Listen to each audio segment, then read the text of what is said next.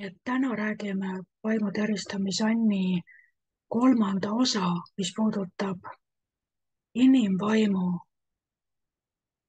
tunnetamist, eristamist, inimsüdame motiivide, kaalutluste, ambitsioonide ja ka selle headuse ja kõige selle tunnetamises ja eristamises, milles Jumala vaim meid aitab.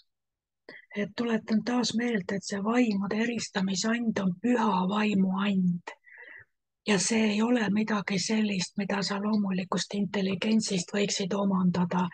Et sa lihtsalt oled nii kogenud ja kaval ja elutark, et sa lihtsalt näed inimesi läbi. Jah, inimesi võib läbi näha küll, kui see on nii-öelda selline lihtsalt psühholoogiliselt on võimalik need asjad ära õppida.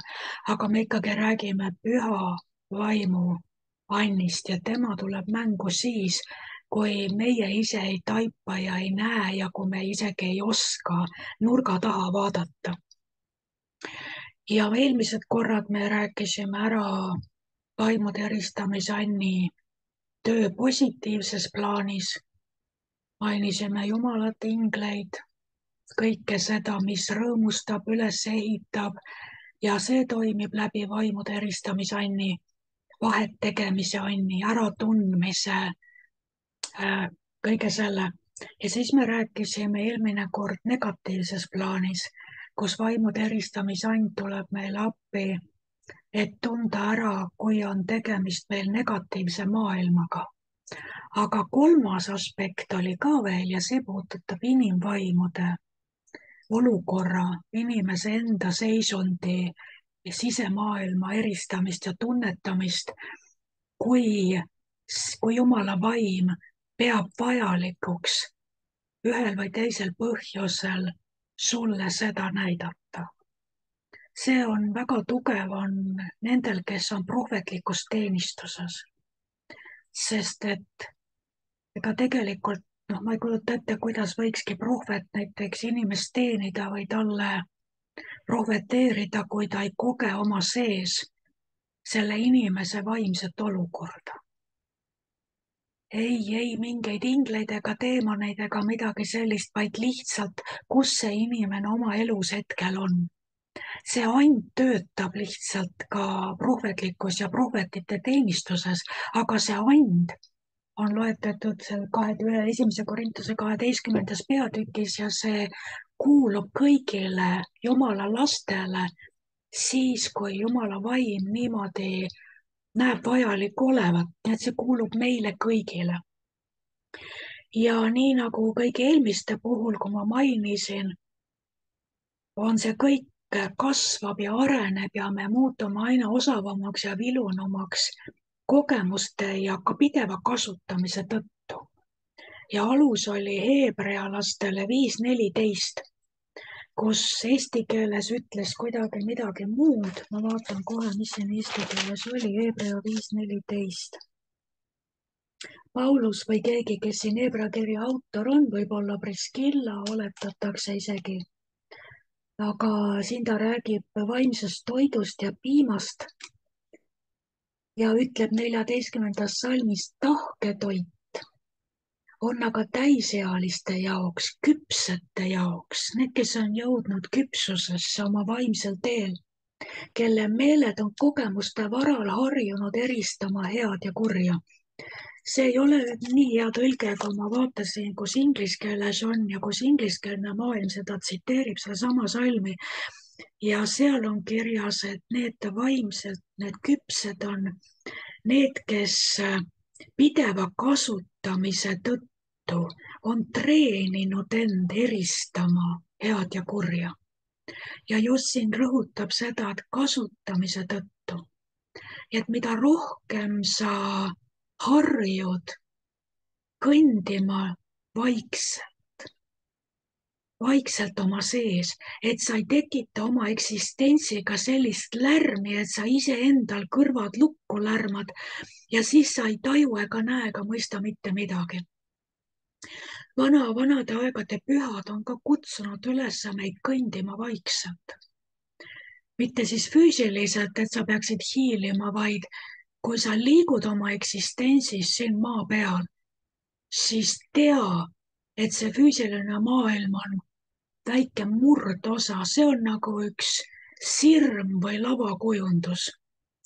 see on, see on midagi, mida sa võid käega katsuda ja see on oluline, et kogu see draama, mida Jumal tahab esile tuua, et oleks koht, kus see lahti mängitakse, et tema auhiilgus tema poegade väljenduse kaudu saaks ilmsiks kõigile selgel ja nähtaval kujul. Selleks on vaja nii-öelda seda lava siin.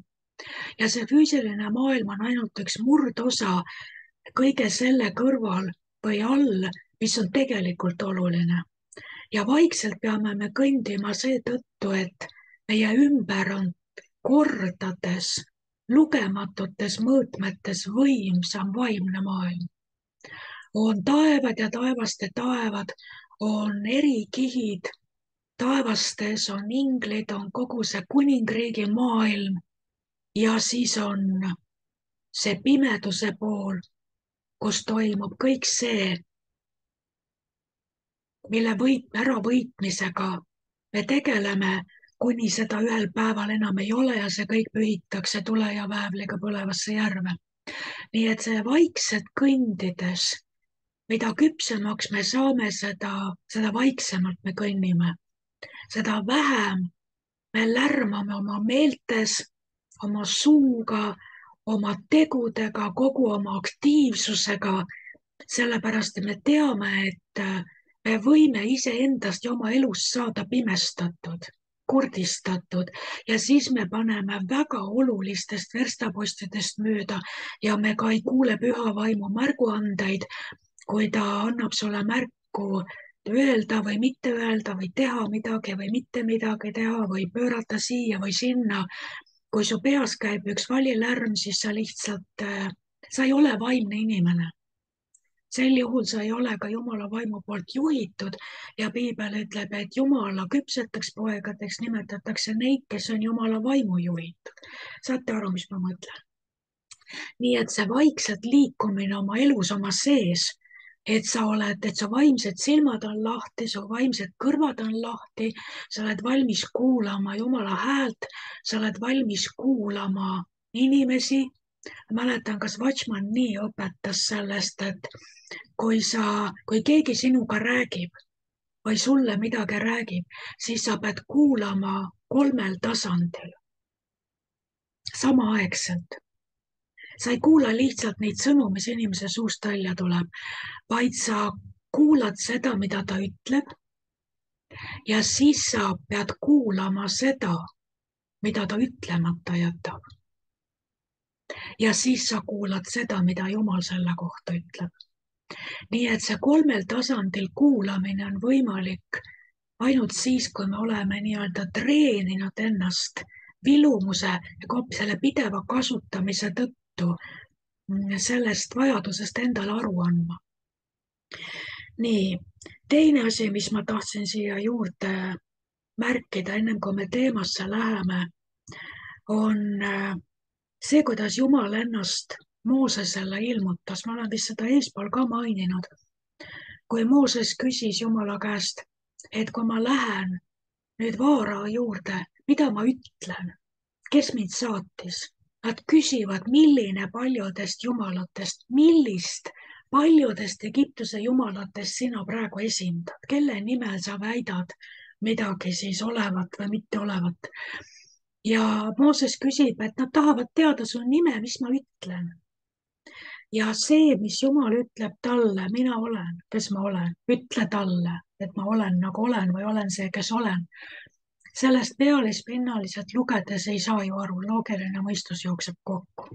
Õnneks on eestikeelses piiblis pisut seal ka seda selgitust joone all, et need sõnad, see ehje, asher ehje, et see, millele see viitab, eks ole, et ma olen, kes ma olen, aga selle lahti seletatud kujul, see sõna, see oli hojaast on see ehje pärit, hoja, ja see sõna hoja on see, mida Jumal kasutab, kui ta kuulutas piibli alguses, et saagu valgus, siis tegelikult ta kasutab sõna hoia ja kuulutab tegelikult oma eksistentsi. Ta ütleb, mina saan eksisteerima nagu valgus või mina eksisteerin nagu valgus. Ta kuulutab ennast eksisteerivat valgusena, mitte lihtsalt, et saagu valgus, sest päikest ei olnud veel neli ajastut, ei olnud veel helendavaid taevakehi. Nii et ta kuulutab iseennast esindavat ja olevat ja eksisteerivat valgusena, mida ka Jeesus kinnitas, kui ta ütles, et mina olen maailma valgus. Ja pärast ta ütleb, et teie olete maailma valguseks.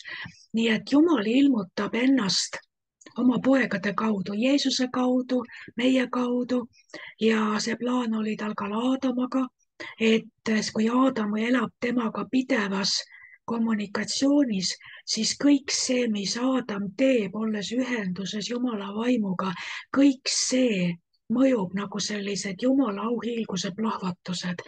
Kõige läbi, mida Aadam teeb, saab Jumala olemuse kõrge kiidetavus saab ilmsiks, kogu loodu näeb, milline on Jumal, sest Jumala vaimu need auhiilguse, valguse plahvatused Aadama olemuse ja tegude kaudu, need saavad kõigile nähtavaks. Nii et Jumala plaan oli, kui ta ütles Moosesele, et mine ütle Vaarale, mina olen, kes ma olen, siis lahti seletatult ütles Jumal Moosesele, mine ütle Vaarale, kuidas iganes mina otsustan ennast sinu kaudu talle ilmutada, sellest ta saab aru, kes ma olen, kes sind läkitanud on. Ja Jumal saatis Moosese ja kõik, mida Jumal tahtis teha, pidi Mooses julgelt Jumal või selle Vaarale välja kuulutama ju. Mooses ju seisis tema ees ja ütles, nüüd on nii, nüüd on konnad, nüüd on sääsed, nüüd on see ja see. Ja nii nagu Mooses kuulutas, nii see ilmsiks sai. See oli see, mis Jumal sellega mõtles, et kuidas iganes mina ennast otsustan sinu kaudu Mooses talle ilmutada, selle kaudu ta taipab, kes sind läkitas. Ma sõnu pole vaja, nime pole vaja, mu teod veenavad Vaarao ära, et ma teen tegemist viimse kui ühe tema ebajumalaga. Ma mõistan kohut järjest kogu oma võimsuses kõigi Egiptuse jumalate üle ja selle kaudu nad saavad aru, kes ma olen. Ma olen see, kes on üle kõige. Nime ei ole siin isegi vaja, aga see sõna siis, juudid tegid sellest siis Jahve, tema on. Jumal tegelikult ütles, ma olen see, kes ma olen ja see, kuidas ma ennast ilmutan, sellest saadakse aru, kes ma olen, milline ma olen. Ja tuletan ka meelde, kas see oli, vaatan kohe, kus see on, kas oli Efesose 3:10 on jah see, kus ta ütleb, et Jumala mitmekülgne või paljutahuline tarkus peab saama nähtavaks, peab saama teatavaks koguduse kaudu kõigile taevaalustele valitsustele ja võimudele. Nii et kuidas saab kogu Jumala tarkus, kõik, mida Jumal näeb, mõistab, kõik, mis on paljas ja alasti Jumala ees ja ükski ei saa peitu pugeda tema eest. Kõik see, mida ta teab ja näeb, see, et Jumal teab ja näeb kõik, peab saama teatavaks koguduse kaudu. Kes on kogudus? Meie oleme kogudus. Nii et Jumal ilmutab seda, et ta näeb ja teab kõik. Ta ilmutab seda oma poegade kaudu, oma koguduse kaudu. Nii et ka sellepärast on meil vaja treenida ennast vilumuses, et kuulda Jumala häält, et eristada vaime, eristada vaimset maailma, mis on ülimuslik selle füüsilise maailma ees, mis on kordades võimsam, sügavam, mitmedimensioonilisem. Kõik see meie kogudused, meie kaudu peab Jumala tarkus saama kõigele sellele selgeks ja nähtavaks, et Jumal, kuigi ta on nähtamatu, kuigi teda keegi ei näe, sest Jumal on vaim, ta näeb ja kuuleb ja teab kõik. Kust sa seda tead? Sest ta räägib oma poegade kaudu ja paljastab pimedusse varjunud asjad ja teeb teatavaks inimsüdamete saladused. Nii et kas te näete, kust tuleb see vaimude eristamise and ja ka inimsüdamete nägemise ja mõistmise and mängu, sest vahel inimesed arvavad, et nad võivad väga kergelt liugu lasta, hämada ära pool maailma, petta ja valetada, manipuleerida ja olla väga rafineeritud kogu oma selles variserlikus perfektses esitluses ja nad arvavad, et Jumal ei pane tähele ja ei hooli ja ei tee välja. Kuni ilmub keegi, kelle suu kaudu Jumal ütleb, ma näen ja tean kõik, sa tegid seda, seda, seda, seda. Ja me vaatame nüüd täna mõningaid näiteid ka. Kuna aja kokkuhoiu mõttes me ei saa minna nagu piiblikoolis järjest iga kirjakoha juurde, kuigi ma hirmsasti oleks tahtnud seda teha. Aga ma loen üles need kirjakohad ja mainin, millest juttu on. Ja siis, kui sa tahad selles teemas sügavuti selgusele jõuda, siis sa lihtsalt loed ise neid kirjakohti. Tuletan taas meelde Apostlite 8:23, kus Peetrus näeb läbi nõid Siimona, kes on saanud päästetud, ristitud, ei ole Philippus, ei ole Johannes, ei ole keegi midagi saanud aru, et selle eksnõiaga midagi valesti oleks. Kuni ühel hetkel Peetrus vaatab talle otsa ja ütleb talle väga karmid sõnad.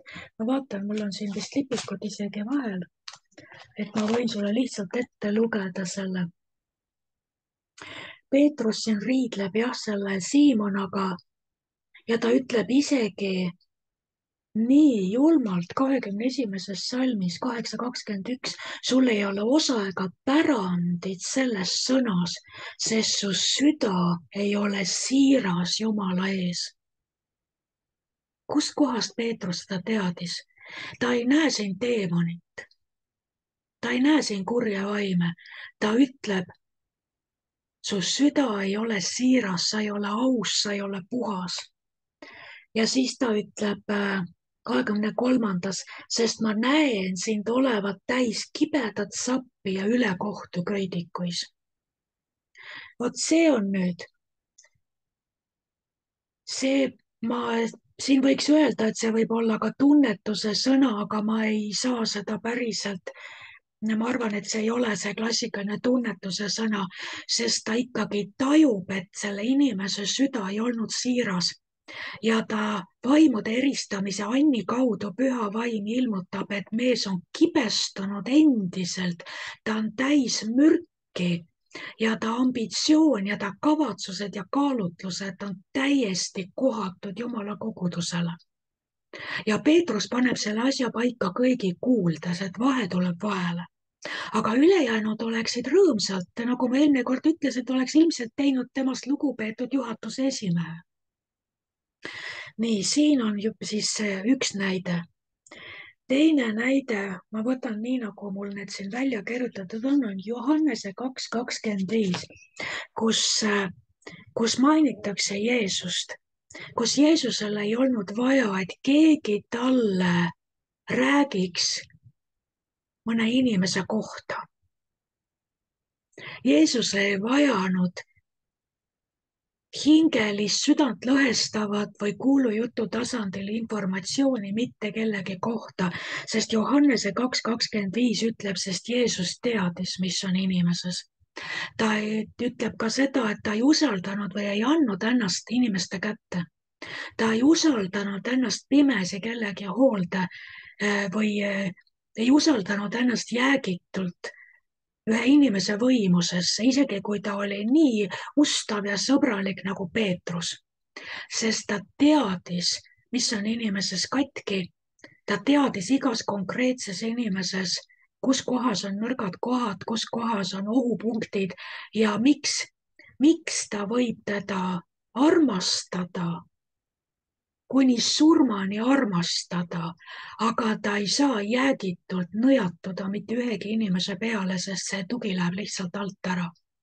Me oleme liiga haprad, me oleme tõesti need savist astjad ja mõrasid täis ja ta ütleb, et Jeesus teadis, mis on inimeses. Nii, Hebra 4:13 võin ka siia juurde lugeda. Ma vaatan, mis mul siin märgitud on.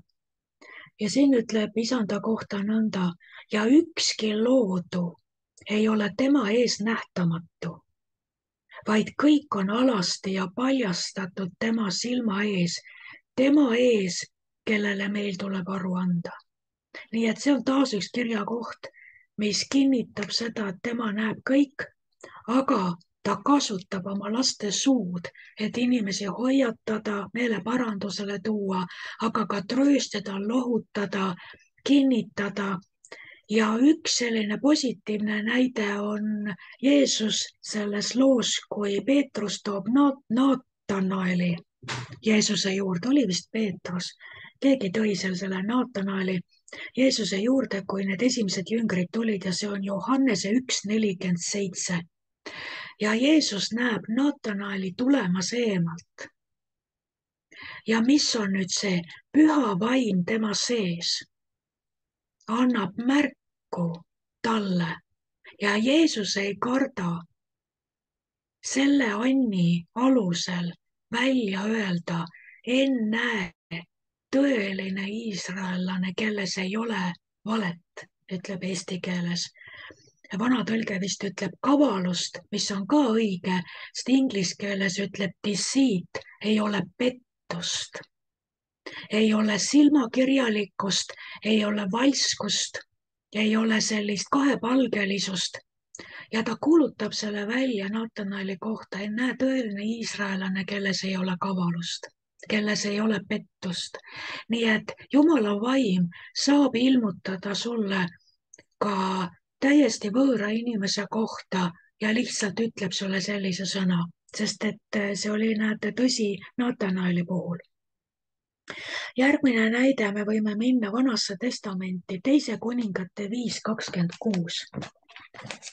Vaatan need piibli näited ära ja siis ma räägin natuke ka oma kogemusi juurde, sest ma olen märganud seda, et kui ma olen õppinud aastaid prohvetluse kohta ja kõigi vaimuandide kohta ja ma olen vaadanud, et mulle ei jää eriti meelde teooria. Ma ei oska tsiteerida raamatute kaupa kõike tarka õpetust, mis ma olen selle kohta lugenud. Aga mis on jäänud minusse nagu suunaviidad või verstapostid, nagu suured kuulutuste tahvlid, on see, kui prohvetid on toonud välja isiklikke tunnistusi, isiklikke kogemusi, nii nende eksimusi, ämbreid, vigu, kõiki olukordi ja mulle on jäänud meelde konkreetsed situatsioonid, mitte teooria. Nii et ka sellepärast ma tahan ka mõnda oma lugu rääkida, et võib-olla on see kellelegi kasuks. 2 Kuningate 5:26, eelmine kord vist mainisime seda ka teises kontekstis, aga siin on, kus ma usun, kus samamoodi töötas see inimvaimu eristamise and püha vaimu näitamise abil. Ja see on lugu jälle Eliisast ja Geehasist ja see on see kuulus Naamani pidalitõvest tervendamise lugu, mille eest prohvet Eliisa ei tahtnud tasu võtta. Ja tema teener Geehasi arvas, et see ei ole eriti mõistlik mitte raha küsida, kui teine on suure ime saanud ja jooksis järgi Naamanile ja valetas ja pettis sealt välja üht ja teist. Ja siis peitis selle endale kuskil ära ja siis tuli hea nägu peas prohveti juurde tagasi. Ja prohvet küsib tema käest 25. salmis, kus sa tuled, Geehasi? Ja ta vastas, su sulane pole käinud ei siin ega seal. Umbes, kui sa paned selle tänapäeva keelde, kuskilt ei tule, kogu aeg olen siin olnud. Ma pole kuskil käinud. Ma käisin vetsus võib-olla. Mis sa mõtled, kus ma käisin? Ja Eliisa ütleb, kas mu süda ei käinud koos sinuga, kui mees pöördus oma vankrist sulle vastu? Kas nüüd on aeg võtta hõbedat ja hankida riideid, õlipuaedu ja viinamägesid ja nii edasi ja nii edasi? Ja vaadake, kuidas prohvet paljastab Gehazi ja ta ütleb, kas mu süda ei läinud sinuga koos. Vaat see on see, kus sa eristad inimese vaimu. Seal ei olnud tegemist teemaniga ega midagi. Seal oli tegemist püha vaimu signaaliga prohvetis, kui Naaman sõidab oma ešeloniga minema ja Elisa on näinud Gehasit ja ta on näinud Gehasi näost, et talle miski asi ei anna rahu. Ja Elisa süda jäi kuidagi tundlikuks selle koha pealt. Ja ta jäi oma sees valvele, tal oli tunne, et Gehasi midagi keetab seal kokku nüüd. Ja kui ta selle vaimude eristamise Anni peale, kui ta jäi kas palves või keskenes endasse, et küsida Jumala käest, miks mul on selline tunne, et Gehasiga ei ole kõik korras, Jumala vaim ilmutas talle selgelt, millega Gehasi tegeleb. Mul on mõned näited endal selle kohta. Jumala vaim ei tule ja ei paljasta sulle kõiki, kogu kaardid nii-öelda laob sinu ette laiali lihtsalt lambist, kui sa pole küsinud. Vaid ma olen näinud, et see esimene ukse avaja on vaimude eristamisand, kus sa tajud oma sees, et siin on miskit mäda. Midagi ei klapi, miski asi ei anna mulle rahu. Nagu on, aga miski mu sees ütleb, et ei ole ka. Ja nüüd, kui sul ei ole rahu selles asjas, ma usun, et Paulus ja see Püütoni vaimuga tüdruk, seal oli sama lugu, sest see Püütoni vaimuga tüdruk käis mitu päeva neil kannul ja piibel ütleb, et Pauluse vaim oli kurvastunud. Aga ta ei osanud midagi sellega peale hakata. Kõigepealt on see, et sa ütled, Jumal, kõik näeb nii ilus välja. Aga miks mu sees mul on selline tunne, et püha vaim tahab midagi öelda, mul ei ole rahu. Nüüd vaimude eristamisand ütleb sulle, kõike ei ole kuld, mis hiilgab. Ja nüüd, kui sa palvetad ja küsid, Jumal saab sinu tähelepanu, nüüd ta saab sulle näidata konkreetselt, millega tegu on. Nii et mina olen näinud, et see inimvaimu eristamine on, see tunnetus on see ukse avaja ka suuremale ilmutusele ja väga konkreetsetele piltidele ja faktidele, mida Jumal siis saab kas tarkuse või tunnetuse sõna kaudu meile ilmutada. Aga siin jah, mainisin seda Paulust, et ta alles 3. päeval sai ilmutuse, millega tegu on ja sõitles seda tüdrukut. Aga ennem seda tal vaim ei olnud rahus. Oli see vaimude eristamise and inimvaimu osas. Midagi ei klappinud. Nii, ja siis Gehasi ja Elisa puhul sama. Elisa ütleb, kas mu süda ei käinud sinuga. See on see, kui sa tajud ja tunned ära. Ühel hetkel Jeesus ütleb, kus kohas see oli, ma vaatan, kas mul on see kirjas. Kuskil Jeesus ütles Luuka 22:21, kui ta murrab seal vist leiba või kuidas seal oli, üks olukord on, kus Jeesus ütleb äkki, vaata, mu äraandja käsi on minuga koos ühes lauas. Ta tajub reetmise reetja ligiolu. Ta räägib inimesest, ta ütleb äkitselt järsku, vaata, äraandja käsi on minuga ühes lauas. Et see on see, mida sa võid järsku kogeda oma sees kuskil. Sa võid olla kuskil juhatuse koosolekul töö juures, sa võid olla kuskil koguduse juhatuse koosolekul või sa oled kuskil mis iganes nõupidamisel või sa oled kuskil seltskonnas ja järsku sa ei tea, kuidas sinu sisse tuleb üks äratundmine, üks signaal. Ja sa ei tea, mida sellega peale hakata. See teeb võib-olla rahutuks või on ebamugav. See on vaimude eristamise and, aga Jumal ei lao sulle kohe seda kõike ette, kui sa ei pööra tähelepanu. kui sa nüüd lähed eraldi ja hakkad palvetama, küsid, Jumal, miks mul tekkis selline tunne? Miks mind tabas justkui nagu selline äratundmine või mis on õhus, Jumal, näita, mis on õhus.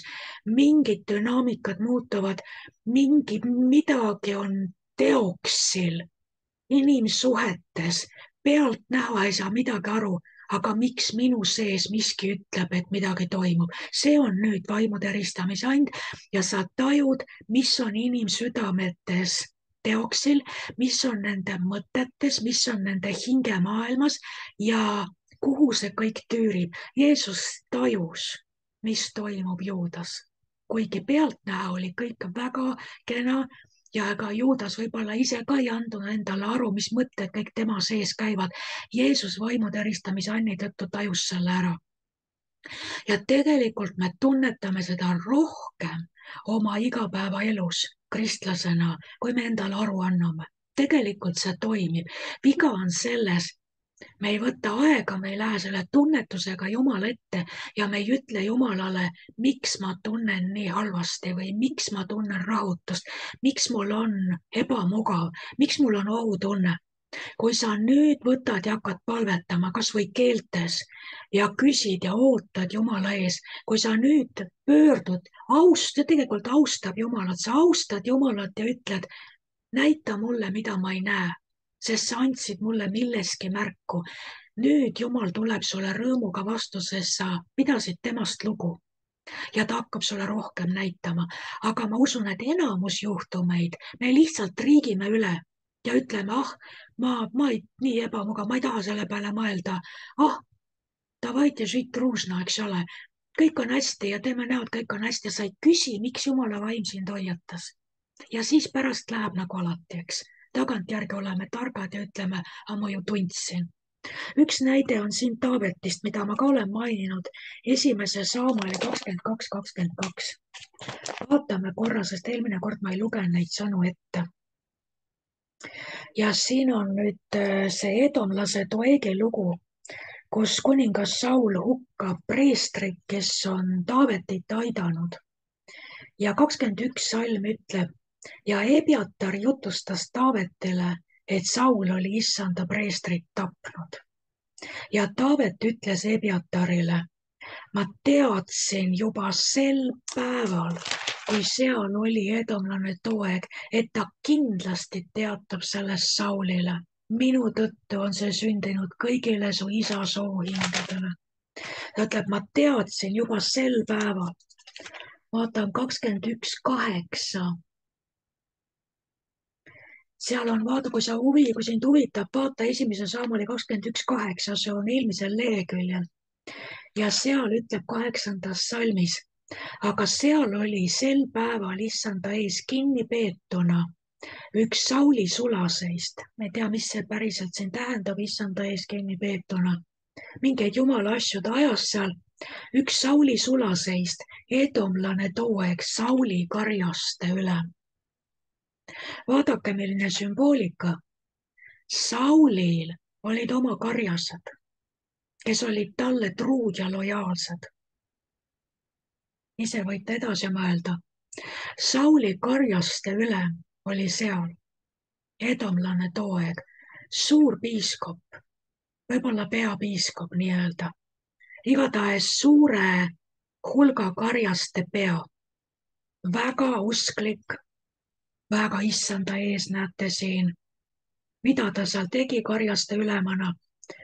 Ja Taavet toimetab seal oma asju, ajab oma asju nende preestritega ja seal on see mees. Ja siin 22:22, kui Ebjatar ütleb, mis juhtus, Taavet ütleb, ma teadsin kohe, kui ma Doegi nägin. Ma teadsin juba sel päeval, ma tundsin oma sees, et ta läheb ja reedab, annab mu ära Saulile. Nii et vaadake, siin on samamoodi selline tunnetus, mis sai kinnitust tagantjärgi. Ja viimane näide on 2. Kuningate 8:12. 2. Kuningate 8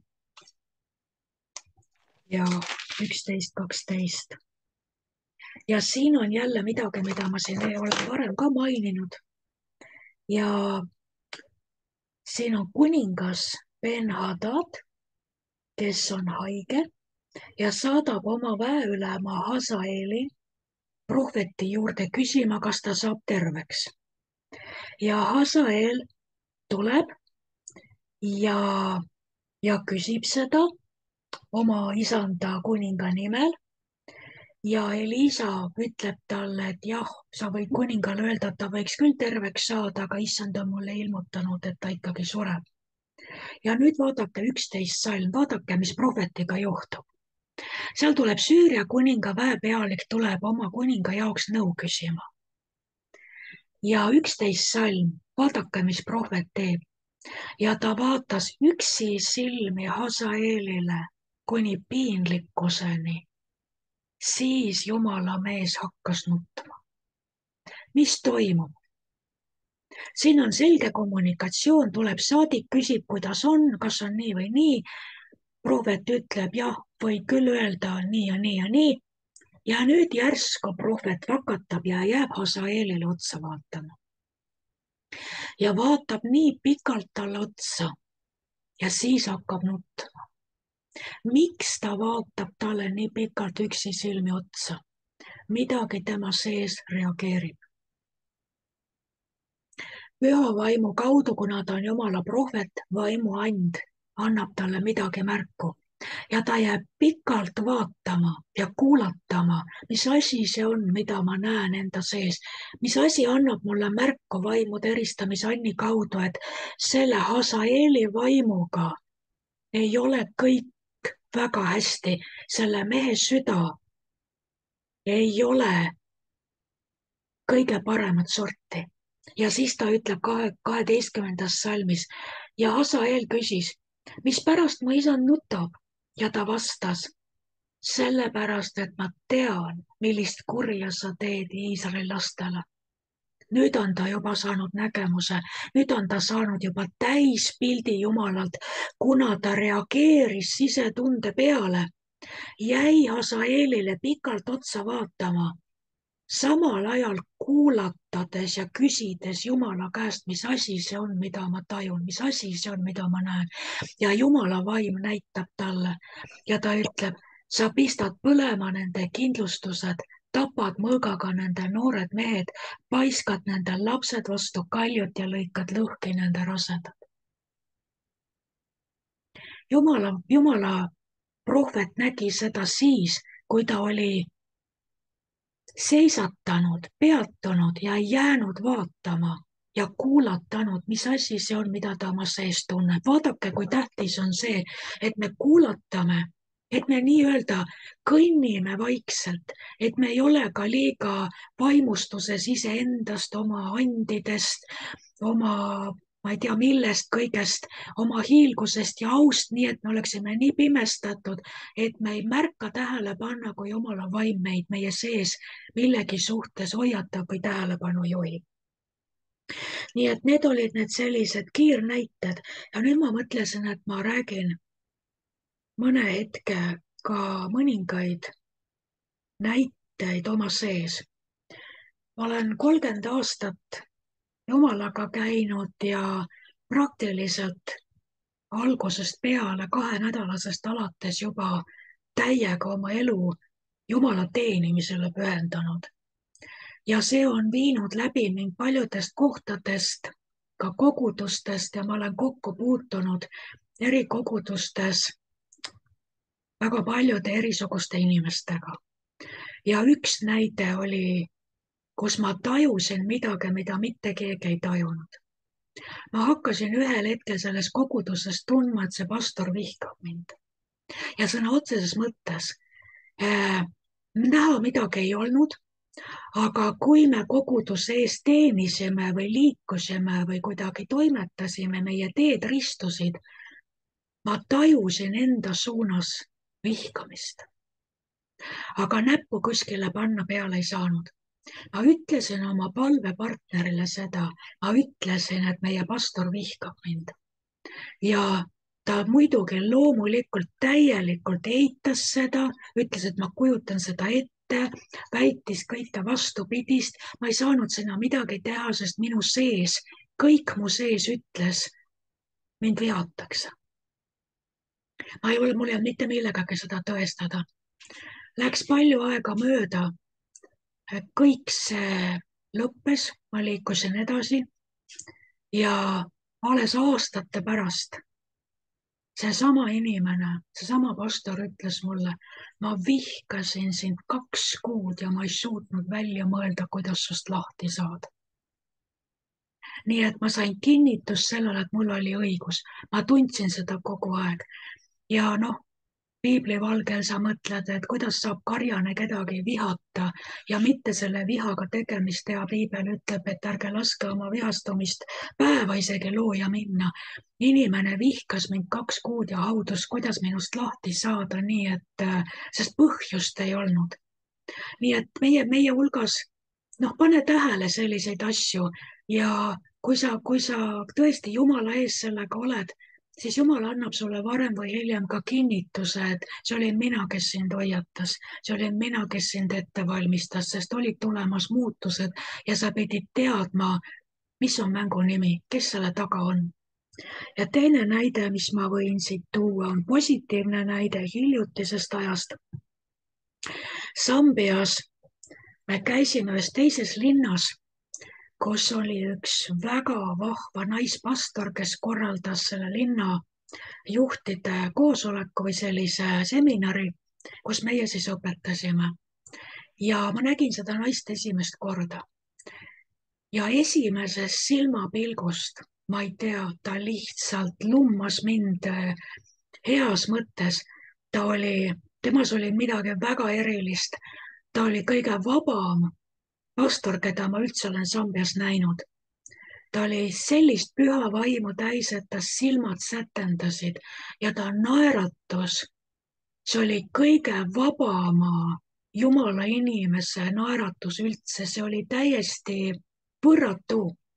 Niimoodi, et enamus aega, kui tema näiteks avas ja ütles eessõna ja tutvustas meid, ma lihtsalt jälgisin teda ja mu süda rõõmustas. Ma mõtlesin, kes see naine on, kes ta on, kuidas ta saab nii vaba ja rõõmus olla sellises denominatsioonis.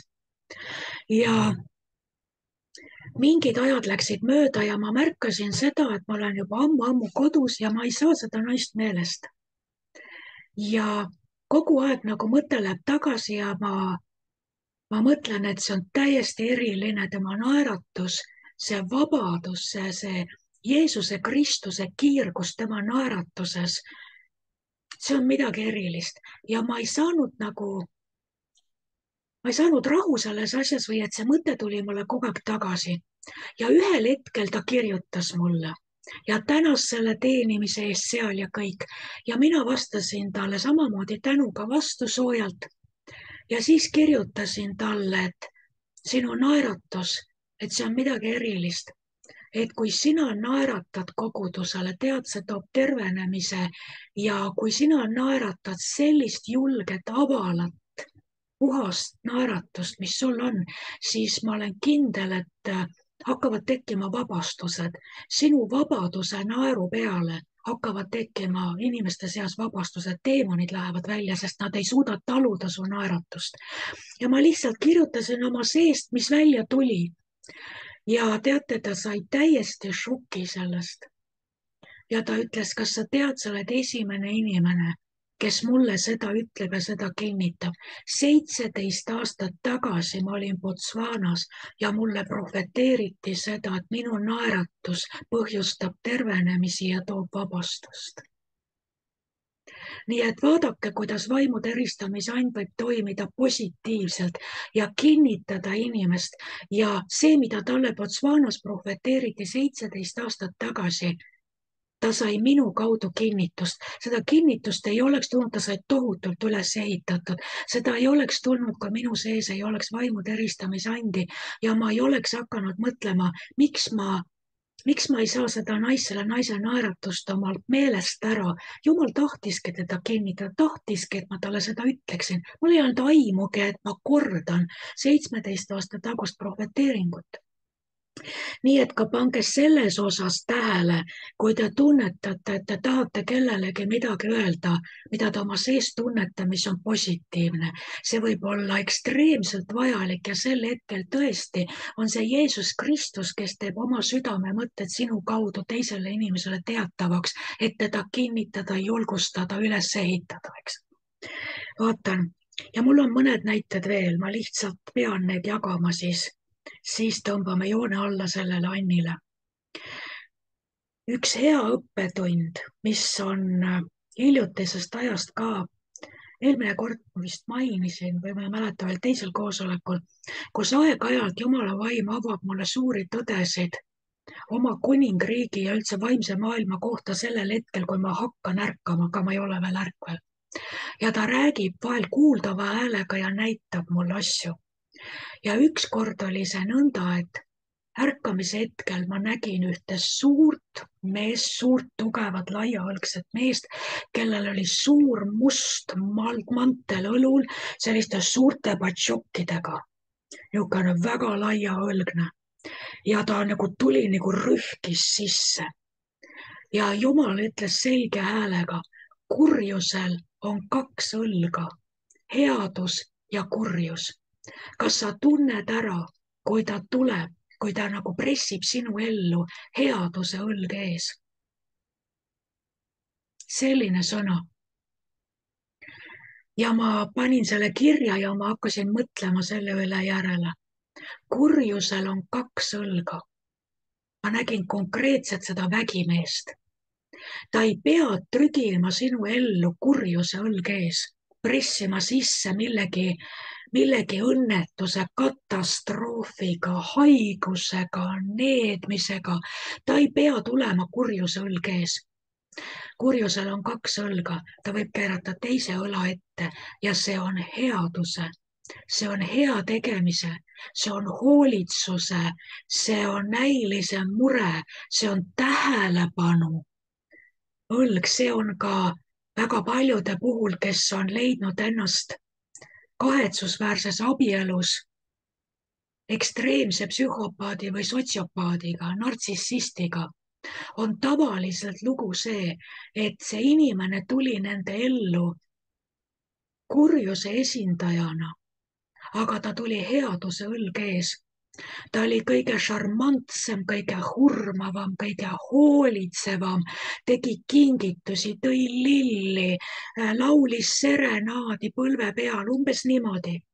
Ja ta hurmas oma ohvri ära. Ta tuli headuse õlg ees ainult selleks, et kui sõrmus sõrmes ja see kärbsel on või sellel ämblikul on kärbes korralikult võrku mässitud, siis alles tulevad kihvad välja ja kogu mäng muutub, kõik muutub vastupidiseks. Nii et ka sellise ekstreemse headuse, hoolivuse puhul tasub oma vaimude eristamisand haljas ja helkiv hoida.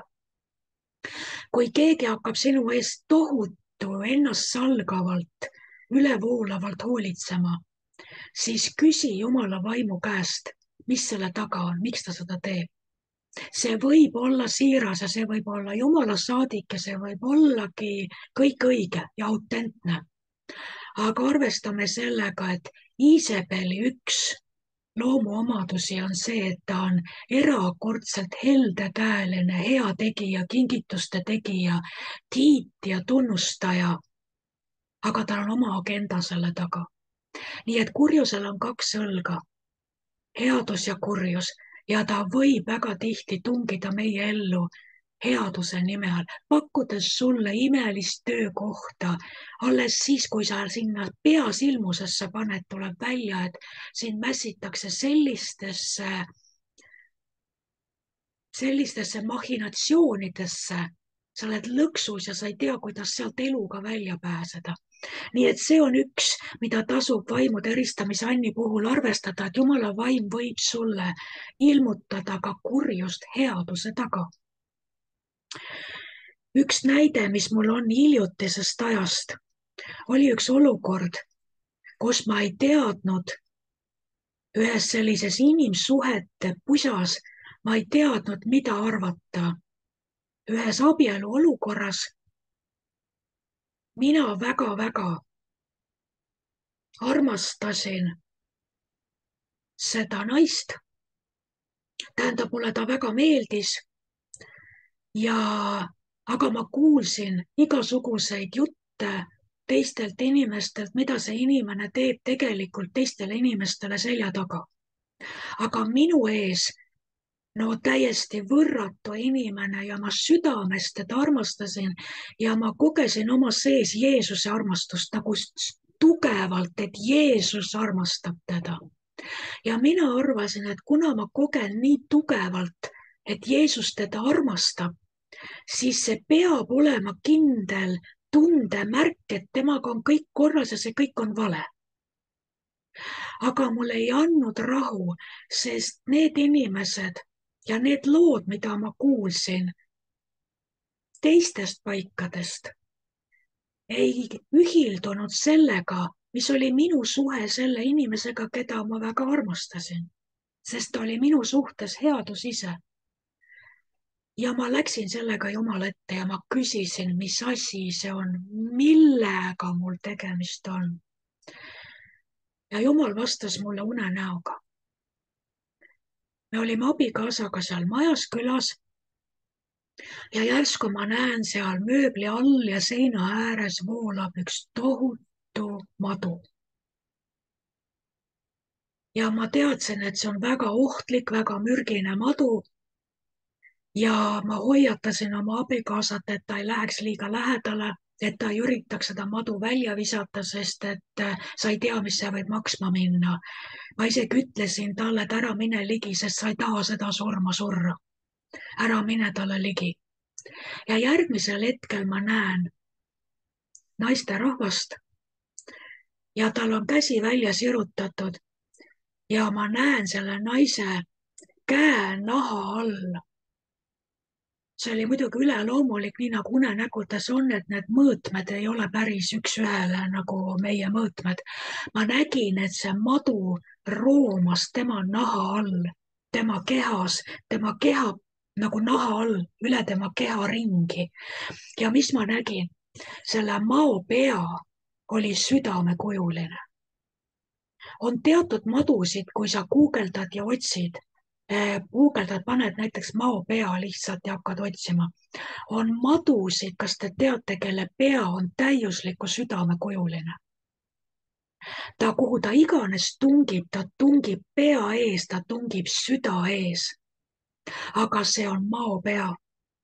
Ja Jumala vaim näitas mulle seda, et see südamekujuline mao pea tegi teed selle inimese naha all ja voolas ta naha all üle terve keha. Ja mul tuli meelde see näide, kurjusel on kaks õlga. Madu võib tulla sinu juurde südamekujulise peaga. Mängides hoolimist, nagu ta Eedeniski tegi Eevaga rääkides seal puu otsas. Ta ju mängis hoolimist, et Eevakene, kallikene, sa ei tea seda, et tegelikult Jumal varjab sinu eest asju. Ja ei taha, et sa saad targaks. See ju kõlas nagu hoolimine, eks ole. Nii et madu, kes tuleb petma, tal on tihtipeale südamekujuline pea. Ja viimane hoiatus ma sain täna öösel. Ma arvan, et see oli selle sama teema pärast ja millegipärast Jumal tahtis selle siia lisada täna öösel enne ärkamist, et ma saaksin selle siia õpetusele lisada. Ma nägin suurt usklike koosolekut ja seal meie hulgas istus diivani peal, see oli nagu suures majas suur koduosadus nagu diivanite peal. Ja diivani peal istus väga mõnusalt üks pikk pruunide silmadega mees. Ja ta oli väga leebe, rahulik, tasane, selline. Tal olid väga pehmed ja leebed ja head silmad. Ja mida mina sellest unenäost õppisin? Mina olen väga tihti otsustanud inimese üle heade silmade järgi. ma vaatan, et tal on nii head silmad ja ma võrdsustan head silmad sellega, et see inimene peab olema täiesti läbini hea inimene, sest tal on nii head silmad. Ja Jumal näitas, kuidas me võime saada petetud heade, pehmete, leebete, tasaste, soojade silmade poolt, sest kurjus oskab ennast inimestesse niimoodi ära peita, et see, mida sinule esitatakse, on ärakuulavad, leebed, soojad, armastavad, soosivad silmad ja sa usud, et tegemist on hea inimesega. Aga mis tegelikult selles unes välja tuli? Kui ma astusin selle mehe ette, ma kogesin oma jalgade ümber nagu purelevaid Gestapo hundikoeri. Et nagu mul tuli mõte seal unes põrgukoerad. Miks põrgukoerad vaimus ründavad mu jalgu ja astuvad selle mehe kaitseks välja, et ma talle liiga lähedale ei läheks? Sest ma oleks talle vaadanud sügavalt silma, eks ole. Ja kui ma seal unes mõtlesin, miks on põrgukoerad vaimus siin, selle mehe kaitseks väljas, järgmine mõte oli see on põrguvürst ise. Põrguvürst ise oli ilmunud meie koosolekule. Pealtnäha nii soe, šarmantne, leebe, tasane, mees rahu ise, pehmed, soojad silmad. Ja sellisel viisil seal oli veel juhtus asju ja ma läksin selle peale meie koguduse vanema juurde seal unes ja ma ütlesin talle vaikselt, kas sa näed, kui head silmad tal on. Sa võid temaga lausa abielluda, sest tal on nii head silmad. Selliste sõnadega ärkasin, et selline õppetund oli siis see, et kuulame vaimude eristamisandi. Madu võib tulla südamekujulise peaga. Iisabel võib olla kõige heldem inimene, kui sa ei kuula oma sees hoiatust. Head silmad võivad olla samamoodi vaenlase pettemanööver, sest kes on kursis rohkem sügava vabastusteenistusega ja teab ka eksortsismi poolt, teab trauma ja killustunud hingede lõhutud vaimu ja hingefragmentide dünaamikaid, mis on nagu sügavam selline vabastusteadus lausa. Meil on teada seda, et inimesed võivad olla lõhestunud isiksused, neile osaks saanud kohutava vaimse trauma tõttu lapsepõlves. Maailm on täis tuhandete kaupa, on inimesi, on lapsi, need on lugematud tuhanded, kes on ka täna satanistide käes, kes lihtsalt teadlikult lõhuvad nende sisemist olemust, kuni nende olemus ja nende vaim, nende hing killustub. Ja siis nad saavad nii-öelda panna oma teemonlikke deposiite nendesse erinevatesse isiksuse osadesse, hinge osadesse. Nii et päeva ajal inimene võib opereerida kõige rahulikuma ja meeldiva inimesena, aga ta ei tea, kes pimeduse tulles temas hoopis esipinnale tõuseb. Ja see võib olla hoopis keegi teine. Nii et siin võib olla ka see tõde, et inimene ongi oma ühes hinge osas tasane, leebe, isegi võib-olla nukravõitu, lahke, hea. Aga see ei tähenda, et kui temast tõuseb esile teine pool, siis selles teises pooles, selle kaudu manifesteerib hoopis keegi teine. Nii et ma ei taha küll selles asjas sügavamale minna, sest eesmärk oli õpetada selliseid vaimuandide esimesi ja elementaarseid algeid. Aga ma mainin selle lihtsalt ära, et kõiges selles, kuidas sa võid ennast treenida Jumala vaimu hääle kuulmisel, selles on ilmselt mõõtmatud sügavused, kui kaugele Jumala vaim saab sind usaldada nende saladuste, nende tõdede ilmutamisel ja ka võitlusel selles vaimses sõjas, milles me kõik ennast iga päev leiame. Nii et praegusega ma tõmban joone alla ja järgmine kord vaatame siis ühte järgmist vaimuandi. Aamen. aga küsin veel, on teil midagi, kas, kui ma rääkisin neid asju, kas teile meenus midagi, tahate lisada? mul üks asi tuli siin meelde, siin aastaid tagasi üks kolleeg oli, tegelikult oli kohe see tuli esile, et seal oli hästi katkine, igast hulle asju oli tal juhtunud ka ja tuli hästi niimoodi, et meeleolu muutus, võiks, et ühel hetkel räägime nagu rõõmsalt, järgmisel hetkel ei räägi üldse minuga, onju. eks ja ta kogu aeg olid nagu vaimselt olid niimoodi valvel seisangus nagu. aga ühesõnaga oli selline moment, et kus tal oli vaja minna, tal oli vaba päev nagu vaja, et mina oleksin tema asemel, et tema saaks minna, ta oli Rootsi mingi kruiis oli poja ja elukaaslasega niimoodi, ühesõnaga, et ja mina olin nõus. Ja siis tema seal ütles ka, et ma toon sulle sealt midagi sealt kruiisi pealt, et mis sa tahaksid. nagu ma ütlesin, et ei, ma ei taha nagu midagi, onju. pakkus sulle ühte teist asja, onju, aga nagu see ja siis veel hiljem ka, aga ma ei oskagi seda öelda, ühest küljest nagu inimlik pool umbes, et et inimene nagu tahab sulle nagu tasuda sulle selle eest, onju. eks aga kuidagi sees oli, ma ei oska seda öelda, lihtsalt ma siis nagu inimene ütlesin, et ei, mul ei ole nagu midagi vaja, aga siis oli nagu mingisugune tõrge nagu, et midagi vastu võtta. ma ei osanud seda seletada, eks. ja siis läks hiljem mööda, ta käis ära seal, läks seal mingit aega läks mööda ja siis ta tuleb seal,